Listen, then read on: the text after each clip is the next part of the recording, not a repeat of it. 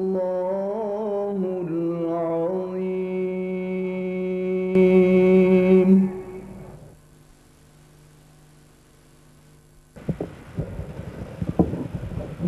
أعوذ بالله من الشيطان الرجيم. بسم الله الرحمن الرحيم.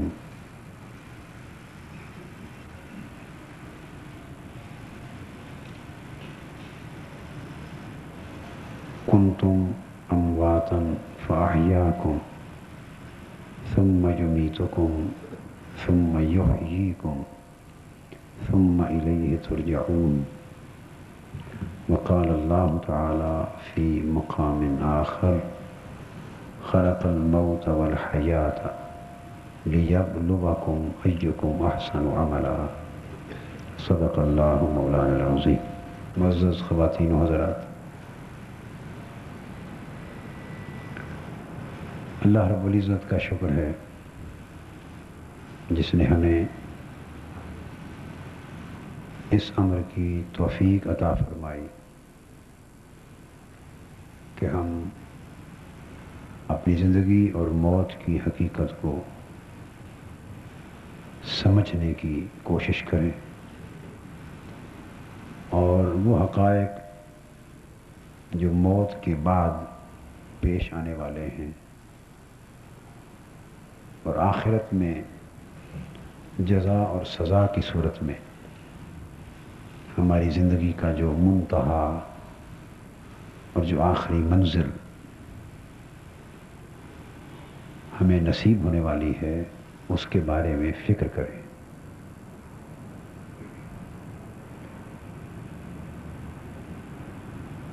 آج کی نشست موت کی حقیقت اور موت کے بعد برزخ اور آخرت کے احوال کے بیان پر مشتمل ہوگی.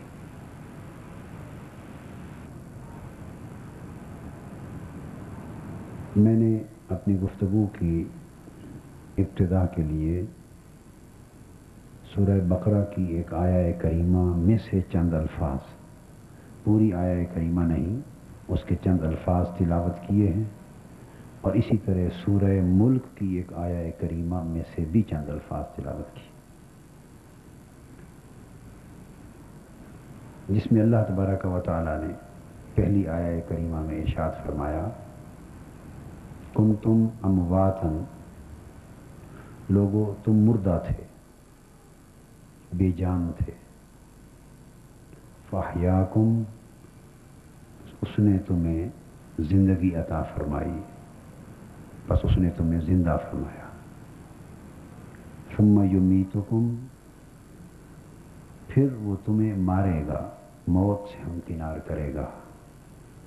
ثم یحییکم، وہ پھر تمہیں زندہ فرمائے گا. ثم الیہ ترجعون، پھر اس کے بعد تم قیامت کے دن اس کی طرف لوٹائے جاؤ. اور سورہ ملک کے وہ مبارک الفاظ ایک آیہ کریمہ سے جن کی میں نے تلاوت کی، ان کا ترجمہ یہ ہے کہ اللہ رب العزت نے خلق الموت والحیات، اللہ نے موت کو بھی پیدا فرمایا اور زندگی کو بھی پیدا فرمایا، اور دونوں کو پیدا فرمانے کا مقصد کیا تھا؟ لِيَبْلُوَكُمْ أَيُّكُمْ أَحْسَنُ عَمَلًا، تاکہ وہ تمہیں پرکھے اور تمہیں جانچے اور تمہیں آزمائے کہ تم میں سے بہتر عمل کرنے والے لوگ کون ہیں. یہ دو آیات کریمہ کے اندر بیان کیا ہوا مضمون گویا یہ عنوان گفتگو ہے. یہاں سے ہم آج کی گفتگو اور آج کے مضمون کا آغاز کرتے ہیں. سورہ بقرہ کی آیت کریمہ سے یہ بات معلوم ہوتی ہے کہ انسانی زندگی اور موت ایک سفر ہے.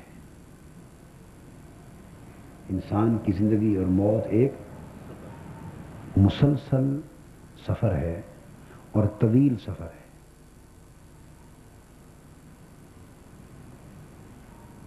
اس آیت کریمہ سے ہمارا ایک مغالطہ اپنی زندگی اور موت کی نسبت ایک مغالطہ دور ہو جانا چاہیے، اور وہ مغالطہ یہ ہے کہ ہم نے اپنی موجودہ زندگی کو انسان کی زندگی کی کل متاع اور انسان کی پوری زندگی اور اس کا مبتدا اور منتہا اسی زندگی کو سمجھ لیا۔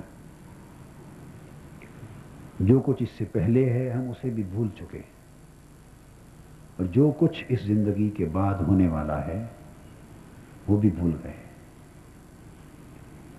اللہ تبارک و تعالی نے انسان کے سفر زندگی کے 5 مرحلے اس آیت کریمہ میں بیان فرمائے۔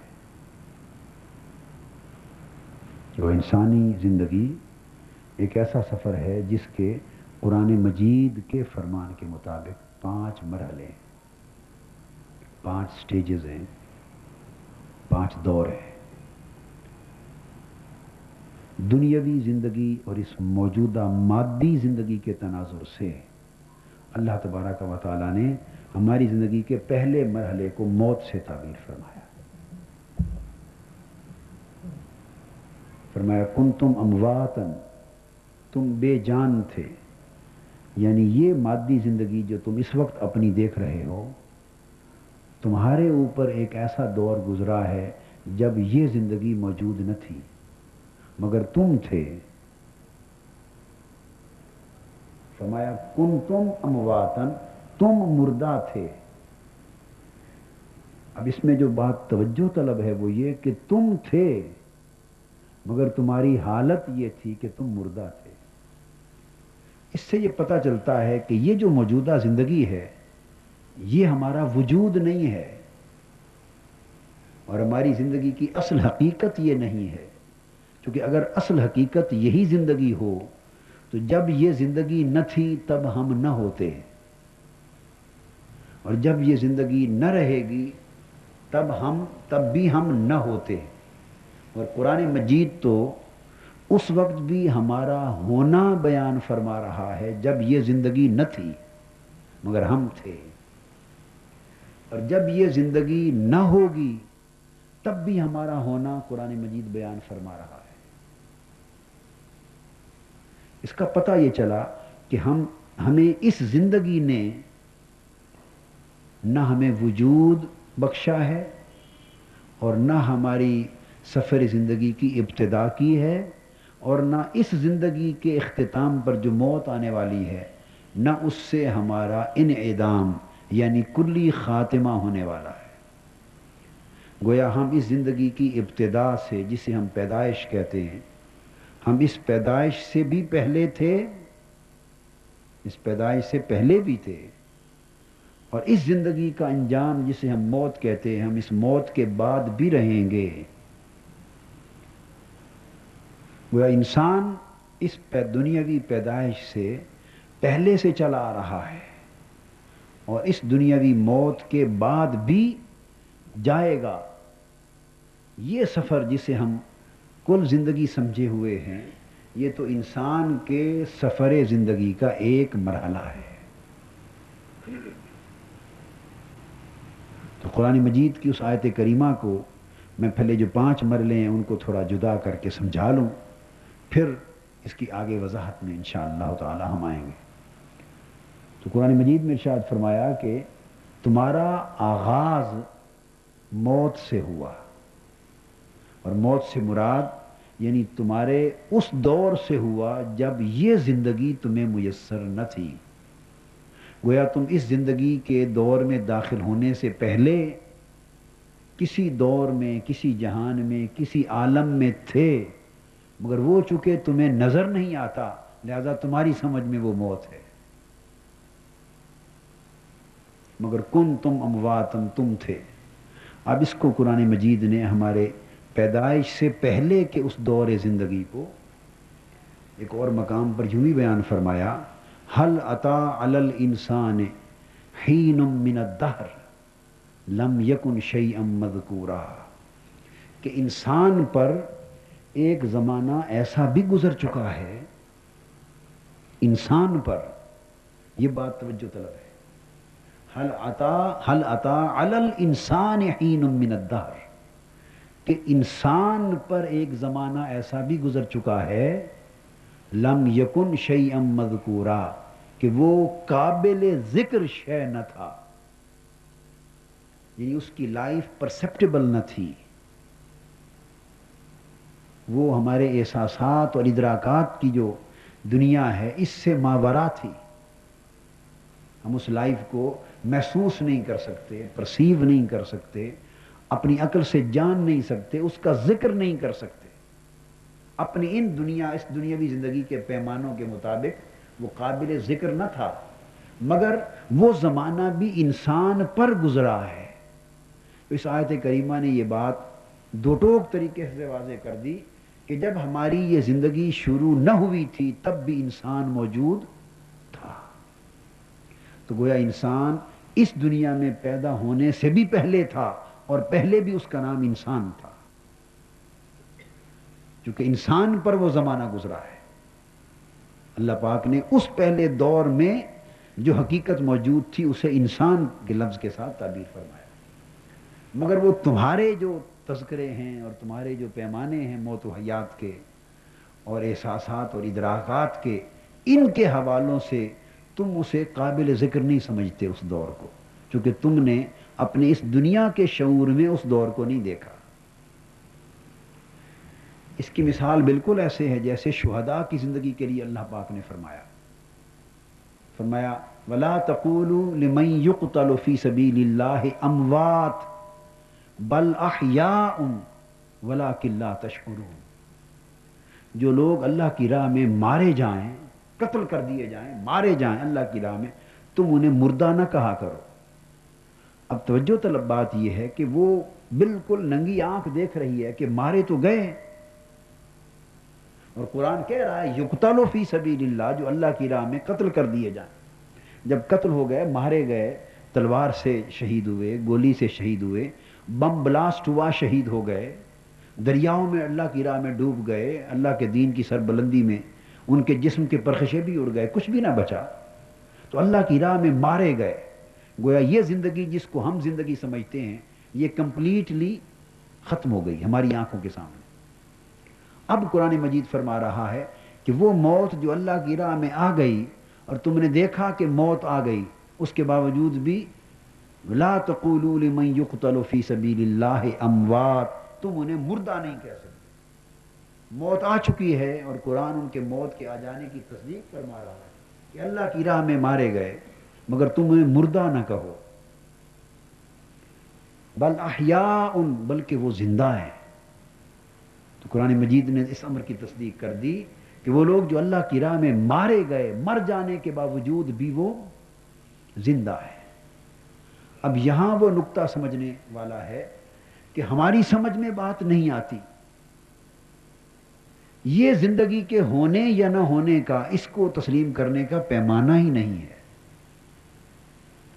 انسان جس وجہ سے مبتلا ہے مغالطے میں، وہ یہ جو چیز اس نے نہیں دیکھی وہ اس کی سمجھ میں نہیں آ رہی،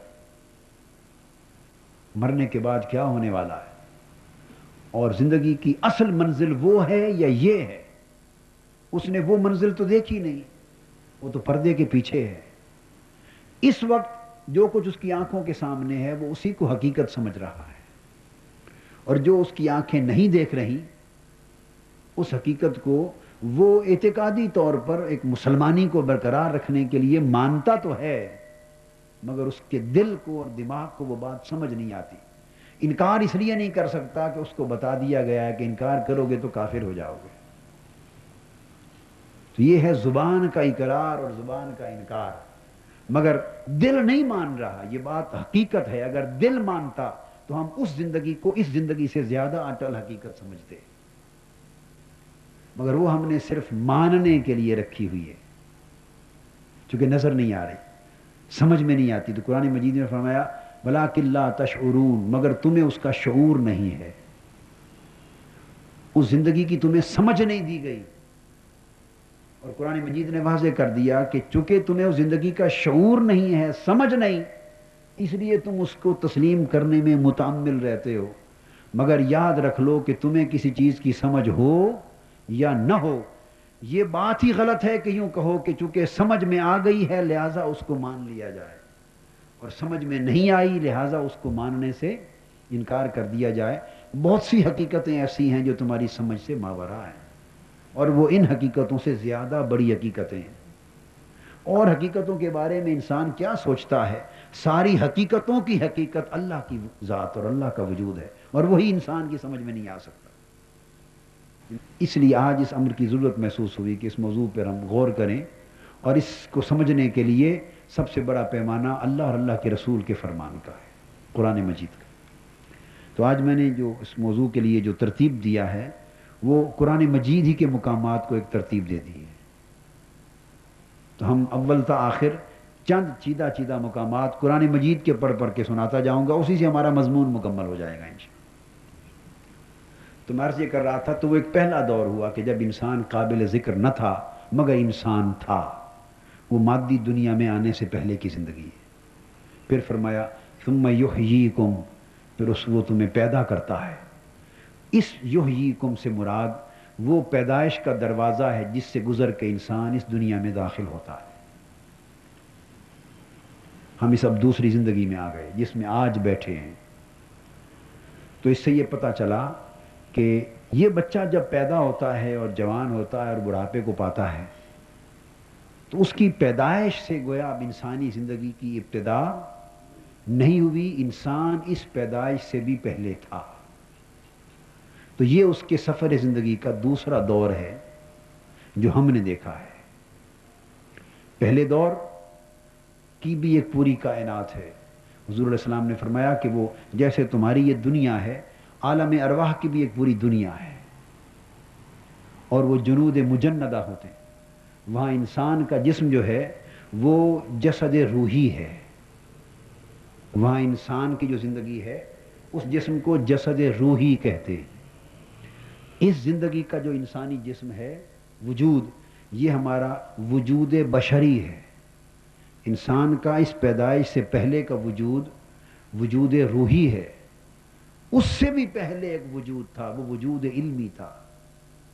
جب انسان کی روحانی خلقت بھی عمل میں نہیں آئی تھی، وہ صرف علم الہی میں تھا، علم الہی میں وہ وجود علمی تھا۔ پھر اللہ پاک نے انسان کو پیدا فرما دیا، اس کی روحانی خلقت کی اور اس کو عالم ارواح میں رکھا۔ تو پھر وہ دور انسانی زندگی کا وجود روحی کا دور ہوا کہ جب انسان موجود تھا مگر اپنی روحانی حالت میں موجود تھا، مجرد روحانی حالت میں موجود تھا۔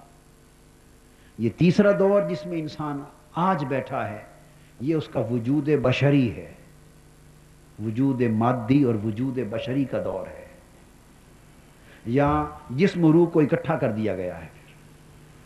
اس کے اختتام پر موت کے بعد جو اگلا دور آنے والا ہے، اس انسانی زندگی کے دور میں انسان کو وجود نصیب ہوگا، وہ وجود برزخی ہے۔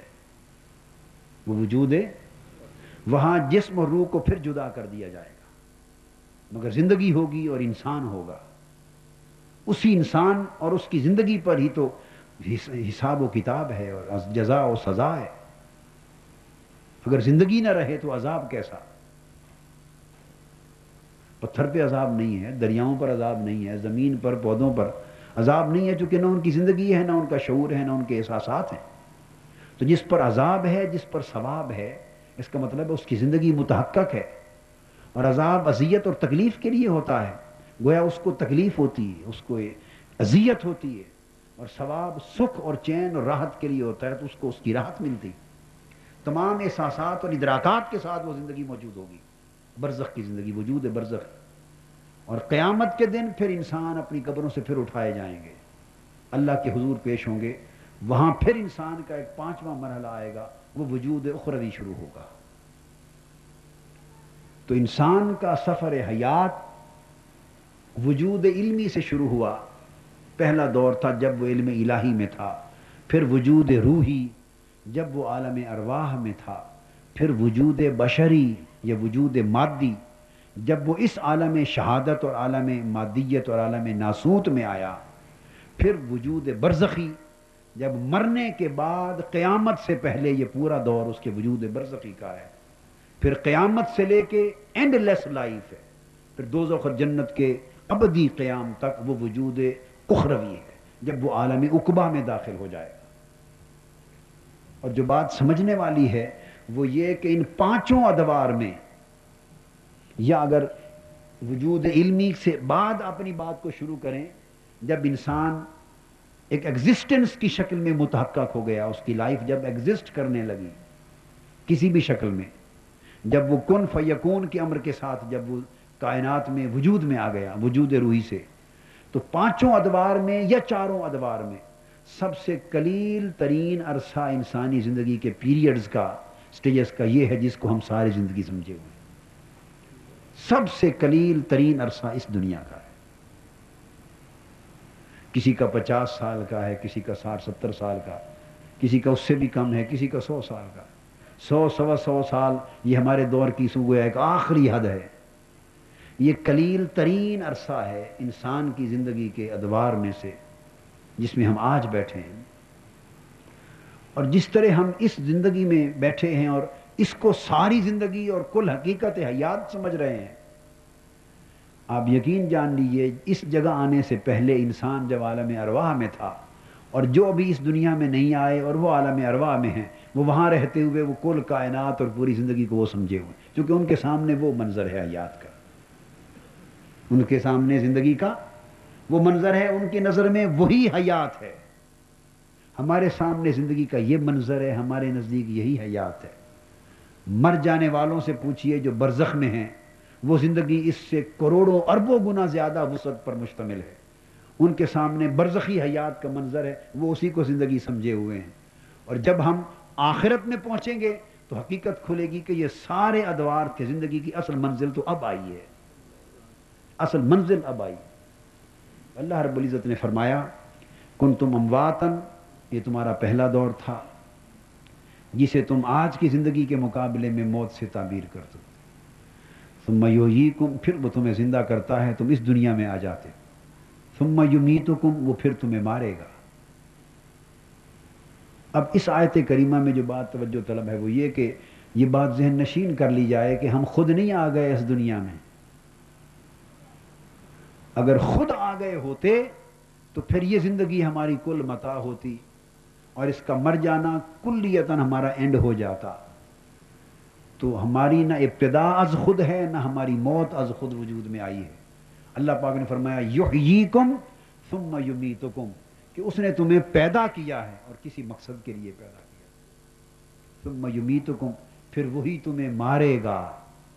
تو انسان کو سمجھ لینا چاہیے کہ جب موت بھی اس کے ذریعے آئے گی، اس کی طرف سے آئے گی، اس کا مطلب یہ ہوا کہ ہمیں اس دنیا میں بھیجے جانے کا بھی کوئی مقصد ہے اور ہمیں مارے جانے کا بھی کوئی مقصد ہے۔ ثم یمیتکم، وہ تمہیں مار گے گا، کسی مقصد کے لیے مارے گا۔ ثم الی ترجعون، اور فرمایا ثم یمیتکم ثم یحییکم، چوتھی سٹیج پھر فرمائی، موت کے بعد پھر تمہیں زندہ فرمائے گا۔ ہم یہ سمجھتے ہیں کہ جب انسان مر جاتا ہے اس کی موت آ گئی وہ ختم ہو گیا، نہیں، قرآن مجید فرماتا ہے کہ نہیں، اس موت کے بعد پھر تمہیں زندہ کیا جائے گا، قبر میں اور برزخ میں دوبارہ زندگی ہوگی۔ یہ صرف دروازے ہیں، جیسے پیدائش پچھلے دور سے، پچھلے عالم حیات سے نکل کر اس عالم حیات میں یا اس دور حیات میں داخل ہونے کا ایک دروازہ ہے، اسی طرح موت اس دور حیات سے نکل کر اگلے دور حیات میں داخل ہونے کا ایک دروازہ ہے۔ پیدائش بھی ایک دروازہ ہے اور موت بھی ایک دروازہ ہے، تو نہ پیدائش سے ہم شروع ہوئے ہیں اور نہ موت پر ہم ختم ہونے والے ہیں۔ پیدائش کو اللہ رب العزت نے ایک دروازہ بنایا جس کے ذریعے انسان روحی اپنے دور بشری میں داخل ہو گیا، اور موت کو دروازہ بنایا جس میں انسان مادی اپنے دور برزخی میں داخل ہو جائے گا، اگلے دور میں چلا جائے گا، اور وہ دور حیات قبر میں قیامت تک رہے گا۔ رسول اللہ صلی اللہ علیہ وسلم نے فرمایا مرنے کے ساتھ ہی دراصل اخروی زندگی ایک اعتبار سے شروع ہو جاتی۔ رسول اللہ صلی اللہ علیہ وسلم نے فرمایا کہ قبر یا جنت کے باغوں میں سے ایک باغ ہے یا دوزخ کے گڑھوں میں سے ایک گڑھ ہے۔ جن لوگوں کا سفر زندگی جنت کی طرف جا رہا ہے ان کی جنت مرنے کے ساتھ قبر سے شروع ہو جائے گی. اور ہم میں سے جو اللہ پاک ہمیں محفوظ رکھے دوزخ کی طرح اپنا سفر کر رہے ہیں، ان کی دوزخ کی زندگی مرنے کے ساتھ قبر سے شروع ہو جائے گی. تو فرمایا بعضوں کے لیے قبر جنت کا ایک باغ ہے اور بعضوں کے لیے قبر دوزخ کا ایک گڑھا ہے. اور یہ کیفیت برزخ کی درمیانی یہ قیامت کے دن تک رہے گی. فرمایا ثم الی ترجعون، اور پھر قیامت کے دن تم دوبارہ اٹھائے جاؤ گے اور اس کی طرف لوٹائے جاؤ گے. وہاں آخری حساب و کتاب کا منظر ہوگا اور وہاں سے ایک اینڈ لیس لائف نئی جو دوزخ اور جنت کی شکل میں ہوگی وہ شروع ہو جائے گی. اب میں نے عرض کیا کہ یہ جو عرصہ حیات ہے یہ ہماری زندگی کا قلیل ترین دور ہے. کیسے؟ اس دور کو ہم عالم عقبہ کے وقت کے پیمانوں کے ساتھ جب ہم کمپیئر کریں تو قرآن مجید فرماتا ہے کہ جو قیامت کا دن ہے، عقبہ کا دن ہے، آخرت کا دن، وہ ایک دن کان مقدارہ 50,000 سنہ. ایک دن کا جو مقدار ہے، جو ٹائم سپین ہے، وہ 50,000 سال ہے.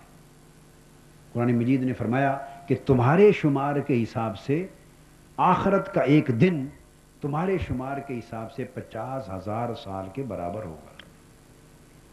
اب میں نے قلیل ترین کا ایک لفظ بولا، اس بات کو سمجھیں کہ گویا عالم عقبہ میں جو ٹائم اور سپیس کا جو پیمانہ ہے، وقت کا جو پیمانہ ہے، وہ ایک معیار قرآن مجید نے ایک سٹینڈرڈ دے دیا کہ ایک دن ہمارے شمار کے 50,000 سال کا ہے. یعنی اس دنیا کے اگر کسی کو 50,000 سال مل جائیں تو وہ آخرت میں اس کا شمار ایک دن کی زندگی ہے. تو جب 50,000 سال سے ایک دن بنا تو اب ہماری زندگی تو کل 100 سال ہے میکسیمم، یہ 50 سال ہے. تو 50,000 سال اور 50 سال کی ایک ایوریج بنا لیں آپ آپس میں، ایک نسبت نکال لیں. تو گویا 50,000 سال اگر اس دنیا میں ہم گزاریں تو آخرت کے دنوں اور سالوں کا جو شمار ہے اس کے حساب سے ایک دن ہمیں مہلت ملی. وہ جو اوپر نظام وقت کا جو مالک ہے اور جو مدبرات الامر ہیں اور جہاں ہمارا اکاؤنٹ تیار ہو رہا ہے، اس جگہ ایک دن ملا ہمیں. اس دنیا کے حساب سے ہمیں ایک دن ملا اگر ہم نے 50,000 سال گزار لیے. اور اگر ہم صرف 50 سال یا 100 سال گزار کے جا رہے ہوں تو اس دنیا کے حساب سے جہاں اکاؤنٹ تیار ہو رہا ہے شاید ہمیں ایک سیکنڈ کی مہلت بھی نہیں ملی. غالباً ایک سیکنڈ کے بھی ایک سیکنڈ کا بڑا معمولی سا حصہ، ایک دن کا 1/10,000 حساب کر لینا. ایک دن کا 1/، اور دن 24 گھنٹے کا ہے، اس کے آپ 60 سے ضرب دے کے منٹ بنا لیں، پھر 60 سے ضرب دے کے سیکنڈ بنا لیں تو آپ نکال لیں بھی کتنے ہزار سیکنڈ کا ایک دن بنتا ہے. اور 10,000واں حصہ دن کا بنے تو وہ جا کے اس کے ہاں ایک شمار ہے. گویا یہ کل زندگی ہے ہماری اس اکاؤنٹ بک میں جس کا جا کے ہم نے سارا، جس کے پر ہمارا پورا حساب و کتاب ہونا ہے. گویا یہ زندگی جس کو ہم کل زندگی سمجھے ہوئے ہیں اور جس کے لیے ہم جی رہے ہیں اور مر رہے ہیں اور جس کے نفع کو ہم نے کامل نفع سمجھ رکھا ہے اور جس کے نقصان کو ہم نے کل نقصان جان رکھا ہے، اور جس دنیا کے زندگی کے حرص میں، لالچ میں، راحت میں، آرام میں، اس کے مفاد میں، اس کے چین اور سکون میں ہم نے دن رات ایک کر کے اپنی اگلی زندگی کے سفر کو بھلا دیا ہے، اپنی زندگی کی آخری منزل کو بھلا دیا ہے، سب کچھ بھول گئے. یہ اللہ کے حساب میں تو ایک سیکنڈ کا بھی کوئی 1000واں حصہ، اتنا سا جیسے ایک چٹکی آپ نے لگائی اور زمانہ بیت گیا تو آپ سمجھیں کہ عالم امر اور عالم آخرت کی ایک چٹکی میں آپ کی پوری زندگی بیت گئی، چشم زدن میں پوری زندگی بیت گئی، ایک آنکھ جھپکنے کے لمحے میں ہماری پوری زندگی بیت گئی. تو ہم نے اس پوری زندگی کو، اس اتنے لمحے کو اپنی زندگی کا اول و آخر اور ساری متاع سمجھ کر باقی اصل زندگی کے سفر کو بھلا دیا. حقیقت یہ ہے کہ ہم اس وقت سفر پر ہیں اور منزل کی طرف جانا ہے، اور عالم ارواح اس زندگی سے کئی گنا زیادہ طویل دور حیات ہم گزار کے آئے. مگر ہم اس کو بھول گئے. لمبا سفر ایک گزار کے آئے ہیں جس کا آپ اور ہم تصور بھی نہیں کر سکتے کہ خدا جانے کس روح کو، انسان روحی کو، وجود روحی کو عالم ارواح یعنی پہلے دور حیات میں کتنے لاکھ سال ملے رہنے کو، یا کس کو کتنے ہزار سال ملے، یا کتنے کروڑ سال ملے. ہم پچھلی زندگی تو لاکھوں کروڑوں برسوں کے حساب سے گزار کے آ رہے ہیں. تو جب لاکھوں کروڑوں برسوں کے حساب سے ہم زندگی کا ایک دور گزار کے آ رہے ہیں، اور آگے پھر لاکھوں کروڑوں اربوں برسوں کے حساب سے اگلے دور میں جو برزخ کا دور ہے، قیامت تک کا، اس میں جانے والے ہیں، اور آگے پھر اربوں سالوں سے بھی بڑھ کر ایک اینڈلیس زندگی کے دور میں پھر داخل ہونے والے ہیں. تو ہم اپنی زندگی کے گزرے ہوئے اور آئندہ آنے والے ادوار کا اگر وقت کا تناسب نکالیں اور پھر موجودہ زندگی کے قیام کو دیکھیں تو اندازہ ہوتا ہے کہ یہ تو زندگی نہیں ہے، یہ تو صرف سفر کے دوران اللہ پاک نے آزمائش کے لیے ایک لمحے کا سٹے دیا، ہمیں ایک لمحے کا عارضی قیام دیا ہے، ایک لمحے کا عارضی قیام دیا ہے تاکہ اس میں ہم اگلی زندگی کا کچھ سامان تیار کر لیں. اصل جس زندگی کے دور کی طرف ہم بڑھنے والے ہیں اور جو موت کے بعد شروع ہونے والا ہے، تاکہ اس میں تھوڑا سا ہمیں قیام دیا ہے تاکہ اس کا سامان تیار کر لیں. جیسے گاڑی ایک سفر پہ جا رہی ہوتی ہے تو راستے میں کسی جگہ رکتی ہے اور اپنے انجن اپنا فیول لیتا ہے. یہ اپنا فیول لینے کے لیے زندگی کی گاڑی رکی ہے. جہاز طویل سفر پہ جاتا ہے تو وہ ایک مخصوص عرصے سے زیادہ وہ اپنے فیول کے ساتھ نہیں چل سکتا. اگر امریکہ جا رہا ہے تو اس کو فرانس میں کہیں یا لندن میں اس کو سٹے دیتے ہیں تاکہ وہ اپنا فیول لے لے، اپنی ٹینکی بھر لے اور اگلے سفر کا سامان لے کے روانہ ہو. اس دنیا کا قیام اللہ رب العزت نے ہمیں اگلے سفر کی تیاری کے لیے ایک سٹے دیا ہے. اور ہمارا حال یہ ہو گیا کہ جو اگلے اصل زندگی کی تیاری کے لیے ہمیں جو وقفہ ملا ہے، ہم نے اس وقفہ کو زندگی سمجھ لیا ہے. جو اصل زندگی آگے آنے والی ہے اس کو بھول گئے.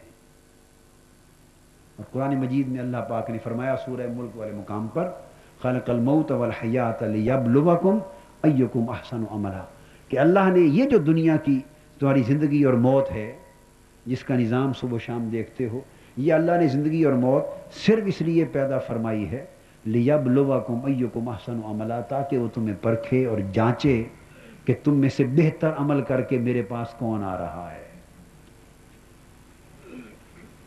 فرمایا لقد خلقنا الانسان فی احسن تقویم، بے شک ہم نے انسان کو بہترین مقام اور حال میں پیدا فرمایا. ثم رددناہ اسفل سافلین، پھر اس کو گھٹیا ترین حالت کی طرف بھیج دیا، آزمائش کے لیے بھیج دیا. احسن تقویم بنایا، سب سے اونچے درجے کی مخلوق بنایا، اور گزر اوقات اور زندگی کے لمحے گزارنے کے لیے اسفل سافلین، سب سے گھٹیا پست ماحول میں بھیج دیا. بنایا اسے اونچا درجے کی مخلوق کہ رش کے ملائکہ ہوا اور مسجود ملائک بنایا احسن تقویم، سب سے اونچا عالم خلق میں، اور اس کو پرکھنے کے لیے کہ اب یہ بلندی پر ہی رہتا ہے یا اپنے مقام میں بلند کو چھوڑ کے نیچے گر جاتا ہے. اس کو اسفل سافلین کے انوائرمنٹ میں، ایک ماحول میں، گھٹیا ماحول میں بھیج دیا. اب امتحان ہو رہا ہے الا الذین آمنوا وعملوا الصالحات فلہم اجر غیر ممنون. فرمایا بس وہ لوگ جو اپنے ایمان کو بچا لیں گے اور اعمال صالحہ کا سامان تیار کر لیں گے، وہ اس اسفل سافلین کے ماحول سے نکل آئیں گے، اور ان کے لیے وہ اجر ہوگا جو کبھی ختم ہونے والا نہیں ہوگا. اب اس کو ہم، اس مضمون کو جو ہم لے کے آگے چل رہے ہیں، یہاں میں ایک بات اسی احسن تقویم اور اسفل سافلین کے حساب سے قرآن مجید نے اس ہماری زندگی کے ان دو پہلوؤں کو بیان فرمایا ہے. یہاں سے ہماری اگلی موت کے بعد کی جو زندگی ہے اس کا مقام اور اس کی منزل کا تعین ہوتا ہے. وہ تعین ہم نے آج اس دنیا میں کرنا ہے. اللہ رب العزت نے دو چیزیں ہمیں دکھا دی. یہ سورہ آل عمران کی آیت نمبر 14 میں فرمایا اعوذ باللہ من الشیطان الرجیم زین للناس حب الشہوات من النساء والبنین والقناطیر المقنطرة من الذهب والفضة والخیل المسومة والانعام والحرث ذلك متاع الحیات الدنیا واللہ عنده حسن المآب. فرمایا لوگوں کے لیے ان کی جو مرغوب چیزیں ہیں ان کی محبت ان کے دلوں میں خوشنما بنا دی گئی ہے. یعنی لوگوں کے اندر کچھ چیزوں کی محبت، کچھ چیزوں کی رغبت پیدا کر دی گئی ہے. عورتوں سے محبت اس دنیا میں انسان کے اندر رکھ دی گئی ہے. اپنی اولاد اور بچوں سے محبت اس دنیا کی زندگی میں انسان کی فطرت میں رکھ دی گئی ہے. والقناطیر المقنطرہ، اور سونے چاندی یعنی مال و دولت کے خزانوں کو کمانا اور اکٹھا کرنا، جمع کرنا، اس امر کی محبت انسان کی زندگی میں رکھ دی گئی ہے. والخیل المسومہ، اور جنگ کے گھوڑوں پر نشان لگا دیتے ہیں جو، یعنی اس میں اشارہ ہے، گھوڑوں کا جب بھی ذکر آتا ہے تو قوت اور طاقت اور اقتدار کی طرف اشارہ ہے.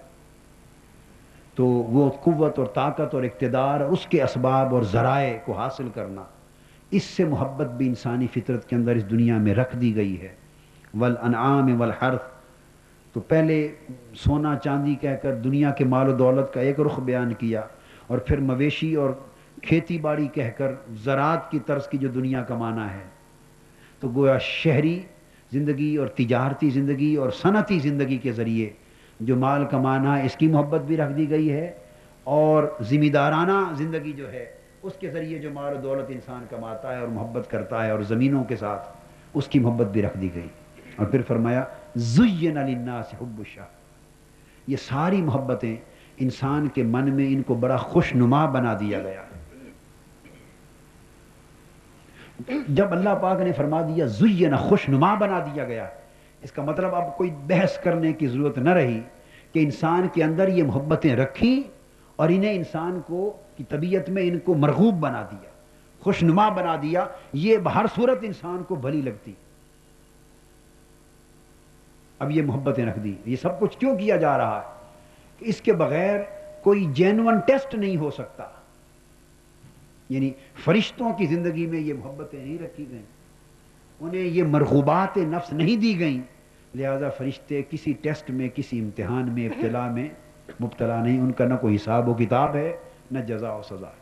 کیونکہ حساب و کتاب کس شے کا کہ جب کانفلکٹ، ان کی زندگی میں کانفلکٹ رکھا ہی نہیں گیا، گڈ اور ایول کا، نیکی اور بدی کا، تقوی اور فسق کا، جب کوئی کانفلکٹ ہی نہیں رکھا ان کی زندگی میں تو امتحان کس شے کا ہونا ہے. تو انسان کو فرمایا کہ احسن تقویم بنا کر جو اسفل سافلین جس کو کہا تھا اس کی تفسیر قرآن مجید بیان کر رہا ہے کہ اسفل سافلین میں کیسے بھیجا، کہ گھٹیا ترین پست دنیا میں جو اس کو رہنے کے لیے بھیجا. وہ کیوں پست ہے کہ اس کو ان محبتوں میں کے ماحول میں انسان کو رکھ دیا گیا، اور یہ پست محبتیں ہیں. اسفل سافلین کیوں کہا، یہ بات بتانا چاہتا ہوں. اس کو جو پست ماحول میں رکھ دیا گیا، وہ پست ماحول کیا ہے انسان سوچتا ہے نا، وہ ان محبتوں کا ماحول، اس کو پستی کا ماحول قرار دیا، اور یہ فطرت میں رکھا گیا ہے. اب اس کے بعد یہ فرما کہ واللہ، اور فرمایا ذالک متاع الحیات الدنیا، لوگوں یہ دنیاوی زندگی کا سرمایہ ہے. مال و دولت کی محبت، سونے چاندی کی محبت، کھیتی باڑی اور زراعت اور زمین کی محبت، اقتدار اور طاقت کی محبت، سرمایہ کی محبت، اولاد کی محبت، بیوی بچوں کی ازدواجی محبت، خاندان کی محبت، یہ ساری محبتیں ملیں تو دنیا، فرمایا یہ دنیاوی زندگی کی کل متاع اور سرمایہ ہے. تو اس میں انسان کو رکھ دیا گیا اور ان کی چاہتیں انسان کے دل میں پیدا کر دی. اب انسان انہی کی چاہتوں کی وجہ سے صبح و شام اپنا محنت کر کے، خون پسینہ ایک کر کے مال کما رہا ہے، زمینیں کما رہا ہے، مکانات بنا رہا ہے، تجارت کر رہا ہے، صنعتیں لگا رہا ہے، دنیا میں آسائشیں، راحتیں حاصل کر رہا ہے، اولاد کو اور زیادہ بہتر سے بہتر زندگی کے لیے، پوری دنیا کو پر آسائش زندگی اپنی دنیا میں حاصل کرنے کے لیے دن رات ایک کر کے تکلیفیں اٹھا رہا ہے، اس لیے کہ اس کو یہ آسائشیں اس کی زندگی میں مرغوب کر دی گئی. اب یہ رکھ کر اب ایمان کا جو کانفلکٹنگ انوائرمنٹ کیا ہے وہ یہ. اب فرمایا میرے حبیب صلی اللہ علیہ وسلم لوگوں کو بتا دیں کہ ایک طرف یہ محبتوں کا ماحول ہے جس میں انسان کو رکھا، اور انسان کے اندر فطری اور جبلی طور پر ان چیزوں کی محبت راسخ کر دی اور انہیں یہ چیزیں محبوب محسوس ہوتی ہیں، مرغوب لگتی ہیں، ان کی طبیعت اور دل کو بھاتی ہیں، اپیل کرتی ہیں.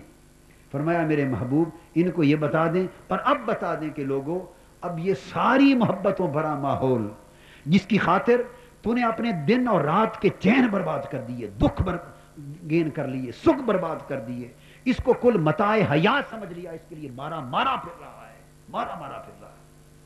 یہ بتا دیا جائے کہ اللہ کی طرف سے اس کے سوا ایک اور زندگی بھی ہے، اس زندگی کا نقشہ بھی آنکھوں کے سامنے رکھ لو تاکہ اب دیکھا جائے کہ اب ان میں سے ان محبتوں کو اور مرغوبات کو اور ان محبتوں اور مرغوبات میں سے دو میں سے کون کسی کو ترجیح دیتا ہے.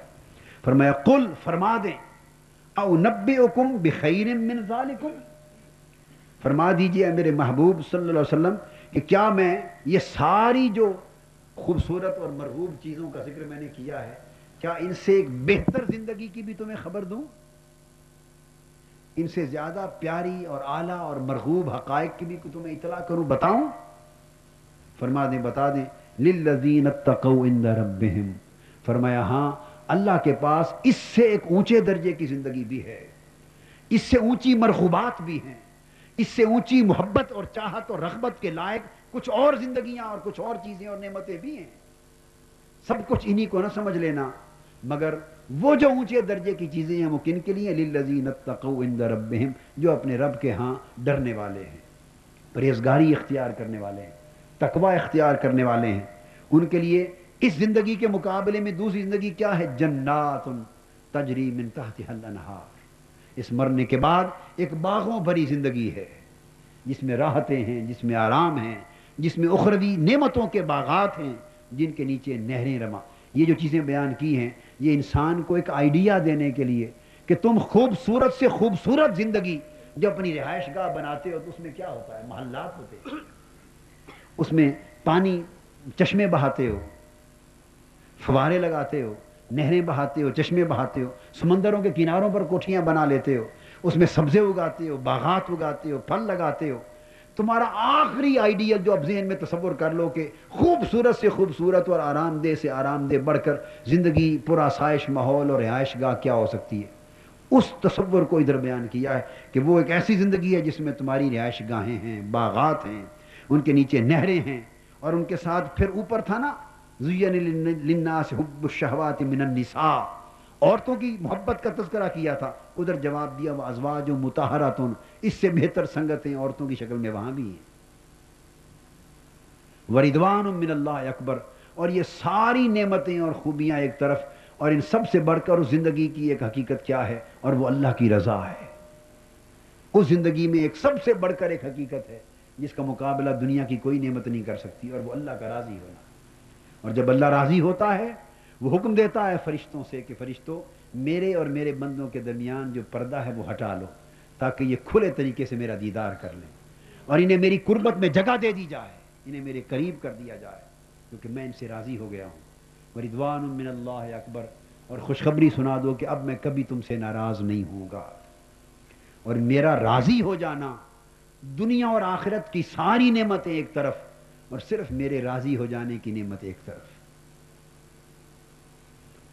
واللہ بصیر بالعباد، اور اللہ تعالیٰ اپنے بندوں کو کے حالات کو دیکھنے والا ہے.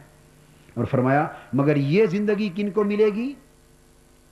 یہ زندگی ان کو ملے گی الذین یقولون ربنا اننا آمنا، یہ زندگی ان لوگوں کے لیے ہے جو اس دنیا میں عرض کرتے ہیں باری تعالیٰ ہم تجھ پر ایمان لائے، فاغفر لنا ذنوبنا، اور وہ اللہ سے ڈرتے رہتے ہیں اور رو رو کر التجائے کرتے ہیں کہ مولا ہمارے گناہ معاف فرما دے، وقنا عذاب النار، اور ہمیں دوزخ کے عذاب سے بچا لے.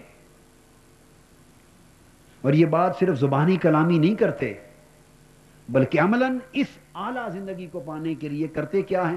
الصابرین، اس دنیا کی تکلیفوں اور مصیبتوں پر صبر کرنے والے بن جاتے ہیں. والصادقین، اور صبر کرنے والوں کے ساتھ اللہ کے ہر حکم پر عمل درآمد کر کے اس کے سچے اور راست باز بندے بن جاتے ہیں، سچائی پر قائم رہنے والے بندے بن جاتے ہیں. والقانتین، اور پھر اللہ رب العزت کے حکم کو اس طرح بجا لاتے ہیں کہ ادھر اس کا حکم ہوتا ہے، ادھر اطاعت کے لیے ان کے سر نیچے جھک جاتے ہیں۔ جس بات سے وہ منع فرماتا ہے، خواہ ان میں لاکھ راحت اور آرام اور مفاد نظر آئے، وہ ایک لمحہ اس مفاد کو چھوڑنے میں نہیں لگاتے، صرف اتنی بات پر کہ مولا نے منع فرما دیا ہے۔ جس بات کے کرنے کا حکم دیتا ہے اس میں کتنی تکلیفیں اور جتن کیوں نہ اٹھانے پڑیں، خوشی سے تکلیفیں برداشت کر لیتے ہیں، اللہ کے حضور اس کے حکم کے سامنے سراپا پیکر نیاز و اطاعت بن جاتے ہیں۔ والمنفقین، اور جو مال اللہ دنیا میں ان کو دیتا ہے وہ اللہ کی راہ میں خرچ کرتے ہیں، بے حساب خرچ کرتے ہیں۔ والمستغفرین بالاسحار، تو مال بھی اللہ کی راہ میں خرچ کرتے ہیں، اور راتوں کے جب پچھلے پہر آتے ہیں، پچھلی پہر رات کا جب ڈھلتی ہے تو اٹھ کر اللہ کے حضور چند لمحوں کے لیے روتے اور اس سے گڑ گڑاتے اور معافیاں مانگتے۔ وہ لوگ جو اپنی زندگی اس ڈھب پر بسر کرتے ہیں، فرمایا میرے محبوب صلی اللہ علیہ وسلم ان کو بتا دیجئے کہ ان کو جنتوں اور جنتوں کی نعمتوں کی زندگی ملے گی، اور سب سے بڑھ کے انہیں میں اپنی رضا کے باغات میں ٹھکانہ دوں گا اور اپنی قربت میں ٹھکانہ دوں گا۔ وہ لوگ جو اس طرز کی زندگی بسر کریں گے، لِيَبْلُوَكُمْ أَيُّكُمْ أَحْسَنُ عَمَلًا، یہ ہے اس بات کی پرکھ اس زندگی میں کہ انسان کس طرح کا عمل کر کے آگے بڑھتا ہے۔ تو اللہ رب العزت نے یہاں ہمیں دو طرح کی زندگیوں کی نشاندہی فرما دی، اور فرمایا کہ یہ جو دو زندگیاں ہیں ان میں سے ایک کو چننا ہے۔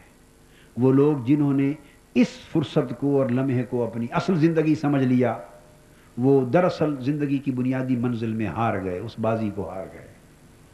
اور جنہوں نے اس بات کو ذہن میں جاگزیں کر لیا کہ یہ قیام ہماری اصل زندگی نہیں بلکہ اصل زندگی کی سامان کی تیاری کے لیے ایک موقع ہے، وہ اپنی زندگی کی بازی جیت گئے، کیونکہ پھر ایپٹیچیوڈ الگ ہو جاتا ہے، بالکل اپروچ ٹورڈز لائف مختلف ہو جاتی ہے، پوائنٹ آف ویو، زندگی کی اپروچ مختلف ہو جاتی ہے۔ جس نے اصل نظر، اس لیے اللہ پاک نے اس میں پہلا ذکر موت کا فرمایا اور دوسرا ذکر حیات کا فرمایا۔ فرمایا خلق الموت والحیات، کہ ہم نے، اللہ نے موت کو پیدا کیا اور زندگی کو پیدا کیا۔ حالانکہ دیکھنے میں ہمیں اس وقت زندگی پہلے نظر آتی ہے اور موت بعد میں نظر آتی، مگر اللہ پاک نے موت کا ذکر پہلے اور زندگی کا ذکر بعد میں فرمایا۔ فرمایا اس نے موت کو پیدا کیا اور زندگی کو، کیوں؟ تاکہ وہ پرکھے اور آزمائے کہ بہتر عمل کرنے والا کون ہے۔ اس میں ایک ایسا پیپر دیا ہے کہ جس پیپر میں کامیابی کا گر بھی سمجھا دیا ہے، پیپر کے اندر ہی اس امتحان میں کامیابی کا راز بھی بتا دیا کہ وہ لوگ جو اچھے عمل کر کے آگے آنا چاہتے ہیں یہ وہی لوگ ہوں گے جو اس زندگی میں، دنیا میں جیتے ہوئے پہلی نظر موت پہ رکھیں گے اور دوسری نظر زندگی پہ رکھیں گے۔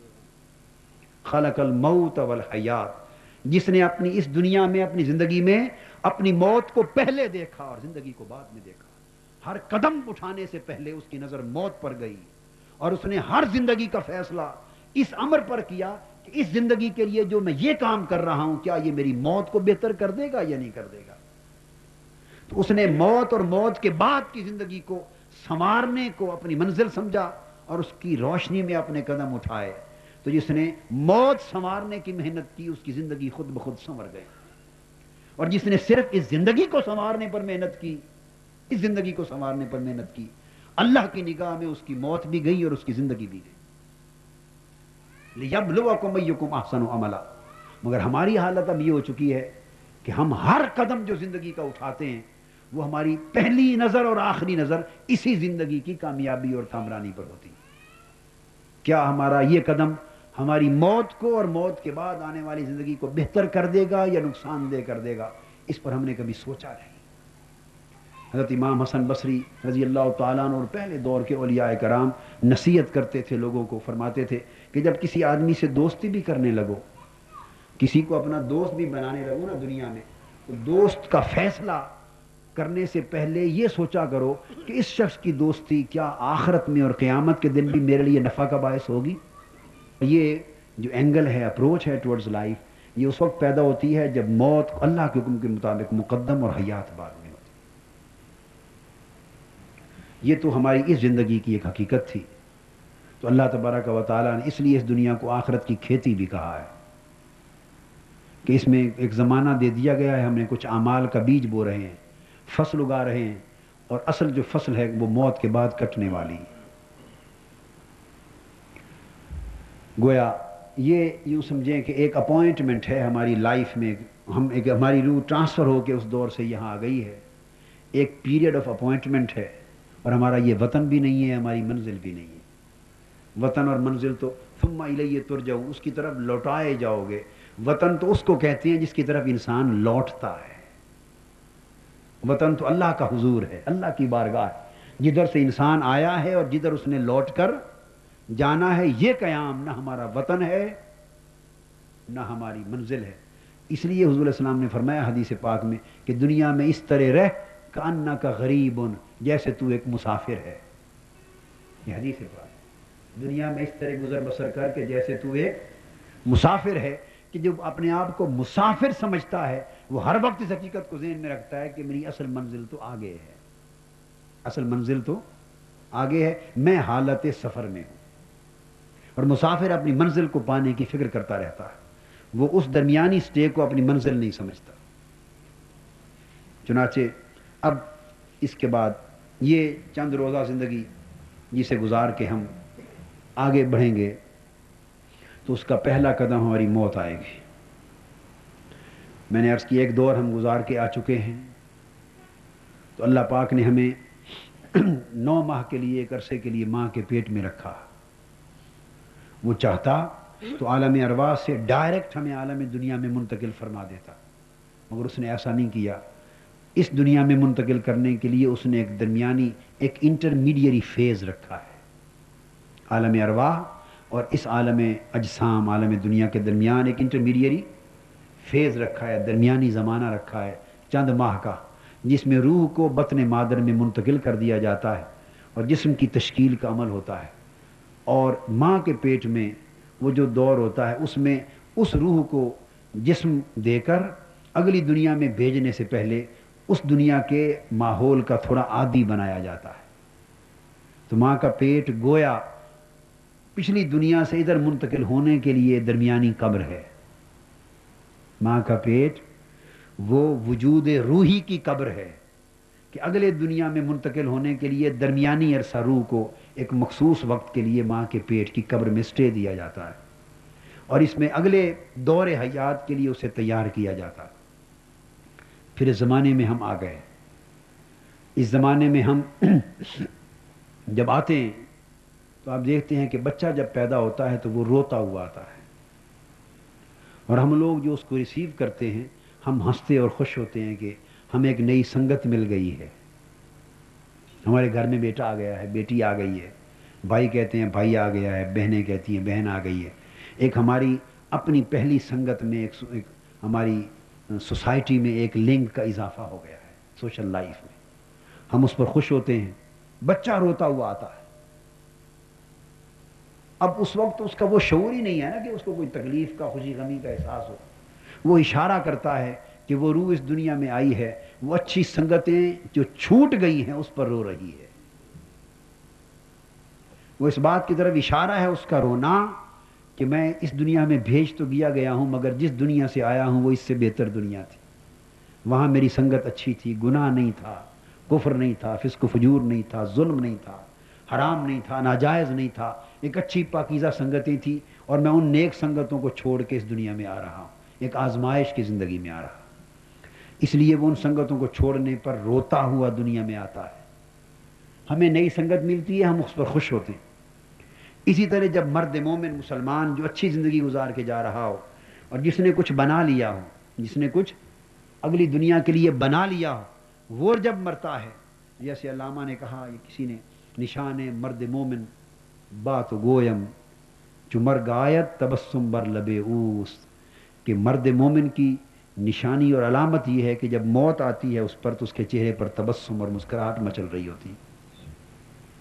تو جب وہی جو روتا ہوا اس دنیا میں آیا تھا، وہ مومن اور وہ مسلمان، وہ نیک بخت اس دنیا سے جاتا ہے اور موت کے دروازے سے گزرنے کا وقت آتا ہے تو وہ ہنستا اور مسکراتا ہوا جاتا ہے اور پچھلوں کو روتا چھوڑ جاتا ہے۔ جب بچہ آیا تھا تو ہم ہنسے تھے، وہ رویا تھا۔ جب انسان گیا ہے وہ مسکراتا ہوا جا رہا ہے اور ہمیں روتا ہوا چھوڑ کے جا رہا ہے۔ ہم اس لیے رو رہے ہیں کہ ہماری ایک سنگت چھوٹ گئی ہے، جو ملی تھی وہ سنگت ہم سے چھوٹ گئی ہے، جا رہی ہے ہمیں چھوڑ کر، مگر وہ مسکراتا ہوا جا رہا ہے۔ وہ اس لیے مسکراتا ہوا جا رہا ہے کہ وہ اسے اس وقت پتا چلتا ہے کہ اوہ، میں جس دنیا میں گم تھا وہ تو ایک قیام تھا۔ وہ موت کے دروازے سے گزرتے ہی ایک پردہ اٹھتا ہے، اور پردے کے ماورا جب نظر دوڑتا ہے تو وہ دیکھتا ہے کہ او، میری اصل زندگی تو یہ ہے۔ یہاں تو انبیاء علیہ السلام کی ارواح ہیں، صدیقین کی ارواح ہیں، شہداء کی ارواح ہیں، اولیاء کی ارواح ہیں، صحابہ کرام ہیں، اہل بیت اعظام ہیں، انبیاء ہیں، متقی لوگ ہیں، ملائکہ ہیں۔ ایک مقدس روحوں کی دنیا ہے، جنتیں ہیں، باغات ہیں، اللہ کے قرب ہیں، نعمتیں ہیں۔ وہ جب اس موت کے وقت اسے وہ منظر دکھایا جاتا، موت کے وقت اسے اپنا مقام دکھایا جاتا ہے، تو مرد مومن جب اس مقام کو دیکھتا ہے تو اس کی روح پرواز کر جاتی، تو وہ مسکرانے لگتا ہے، اس لیے کہ میں اپنی منزل کی طرف بڑھ گیا اور اپنی زندگی کی کامیابی کو دیکھ رہا ہے۔ تو وہ مسکراتا ہوا چلا جاتا ہے، ہم اس کے پیچھے روتے رہ جاتے ہیں۔ روتے ہوئے آنا اور مسکراتا ہوا جانا اس بات کی علامت ہے کہ حقیقت میں انسانی روح اس دنیا میں آنے پر خوش نہ تھی، چونکہ امتحان اور آزمائش اور ابتلا میں آ رہی ہے، مگر اس دنیا کا وہ زین للناس حب الشہوات آئی تھی تو روح خوش نہ تھی۔ اسے پتا تھا کہ میں بہت بڑی آزمائش میں گر رہی ہوں، ایک ابتلا میں جا رہی ہوں، خدا جانے گا جانے اس آزمائش میں کامیاب گزروں گی یا ناکام ہو جاؤں گی۔ اس سے ڈر رہی تھی، وہ رو رہی تھی، پچھلی سنگت کے چھوٹنے پر رو رہی تھی، اگلی بہت بڑی آزمائش اور ابتلا میں گر جانے پر رو رہی تھی، خدا جانے میرا انجام کیا ہوگا۔ مگر وہی ہوا جو ہونا تھا، جب انسانی روح اس دنیا میں آ گئی، زین للناس حب الشہوات، اسے دنیا، مال و دولت، بیوی بچے، کارخانے، جائیدادیں، تجارتیں، زمینیں، مال مویشی، نفس کی خواہشات، دنیا کی راحت و آرام، ان ساری چاہتوں نے مل کر اس کے ادھر گھیرا بنا لیا، ایک ماحول بن گیا، اس کو انوائرمنٹ کے اندر بالکل اس طرح دبا کے رکھ دیا کہ وہ گزرے ہوئے زمانے کو بھی روح بھول گئی اور اپنی جس منزل کی طرف بڑھ رہی تھی اس کو بھی بھول گئی۔ یہاں اس روح کا ایک ٹیسٹ ہوا، وہ روح جو اس میں گم ہو گئی، جس نے یہاں کی راحت کو کل راحت سمجھ لیا اور یہاں کی تکلیف کو کل تکلیف سمجھ لیا اور یہی کی ہو کے رہ گئی، یہی کی ہو کر رہ گئی، وطن کو بھول گئی، اصل منزل کو بھول گئی، وہ ناکام ہو گئی، وہ ناکام ہو گئی۔ لہذا وہ شخص جس نے اس دنیا کی زندگی کو ساری زندگی سمجھا اور مرتے دم تک دنیا میں غرق رہا اور دنیا میں مستغرق رہا اور دنیا میں فنا رہا، اور اس نے اس دنیا میں زندگی میں مرنے سے پہلے اپنی اگلی زندگی کا سامان تیار نہ کیا، اگلی زندگی کے لیے بینک بیلنس تیار نہ کیا، جو اپنی اس دنیا کے گھر کو، اندھیروں کو دور کرنے کے لیے روشنیاں، بلب، ٹیوبیں، فانوس، ہزار طرح کی روشنیاں مہیا کرتا رہا، مگر اس دنیا میں رہتے ہوئے اس نے وہ مرنے کے بعد جس کوٹھے میں جا رہا ہے، جس گھر میں جا رہا ہے، قبر، وہ اندھیروں کا گھر ہے، اس کے لیے روشنی تیار نہ کی۔ جس نے اپنی اس دنیا کے لیے سیجیں تیار کی اور مرنے کے بعد جس ننگے گھر کے فرش میں جا رہا ہے اس کے لیے کوئی سیج تیار نہ کی، اس دنیا کے گھر کو پر راحت اور پر آرام بنانے کے فکر میں رہا، مگر اسے یہ خبر نہ رہی اور وہ بھول گیا کہ عین میں جس پوری زندگی کو پر آسائش بنانے کے فکر میں لگا ہوا ہوں اور بھاگ دوڑ کرتے ہوئے لگا ہوا ہوں، میری آنکھیں صبح و شام یہ منظر دیکھ رہی ہیں کہ وہ شخص جو مارا پھر رہا ہے اس دنیا کے 50-60 سال کو آسائش دینے میں، اچانک اس آسائش حاصل کرنے کی بھاگ دوڑ میں یکا یک اس کو ہارٹ اٹیک ہوتا ہے اور اس کی روح پرواز کر جاتی ہے، اس کے سارے منصوبے دھرے کے دھرے رہ جاتے ہیں۔ اس وقت اس کی آسائشیں کہاں جاتی ہیں، اس کے راحت اور آرام کہاں جاتے ہیں، اس کے منصوبے کہاں جاتے ہیں؟ اور اے ناداں انسان، تجھ سے بڑھ کر بھی کوئی ناداں ہوگا کہ تو اس زندگی کو بہتر بنانے پر اپنی ساری زندگی برباد کر رہا ہے جس کی زندگی کے ایک پل کا بھی تمہیں بھروسہ نہیں ہے۔